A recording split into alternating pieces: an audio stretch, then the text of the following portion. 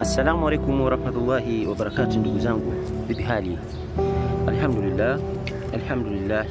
Tunamshukuru Mwenyezi Mungu Subhanahu wa Ta'ala kwa kuweza kutujalia kuweza tena kuamka tukiwa ndani ya mfungo wa Ramadhani. Ni jambo la kheri. Tunamshukuru Allah Tabaraka wa Ta'ala, ni jambo zuri. Mungu ameendelea kusadiki nasi, Mungu ameendelea kutujalia uzima ili tuweze kufunga Ramadhani hii. Alhamdulillah, tumshukuru sana Allah, tumshukuru sana ndugu zangu.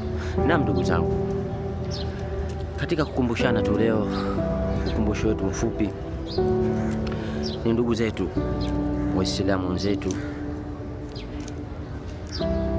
mashekhe, walimu zetu, mtatusamehe. Nilikuwa na wazo moja, ndugu zangu.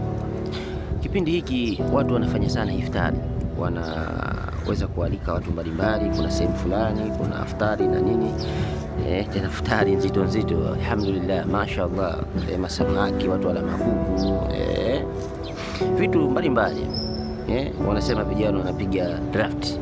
Alhamdulillah, jambo zuri, si baya.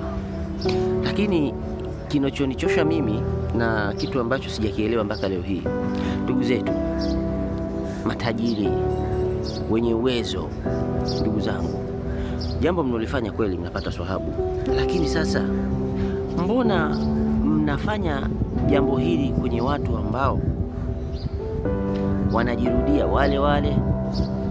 Si mnaelewa kwenye watu ambao naweza nikasema hawana uhitaji. Mimi naweza nikasema watu unaoona wanaenda kwenye iftari hile, watu wote wanaojiweza. Ili upate zaidi, mimi ninakusii ndugu yangu, wewe unaofutarisha, nenda kwenye kituo cha mayatima. Fanya siku moja, nenda kwenye misikiti ya Uswahilini, Buguruni, Bagala, si wapi, Vingunguti na kwingineko.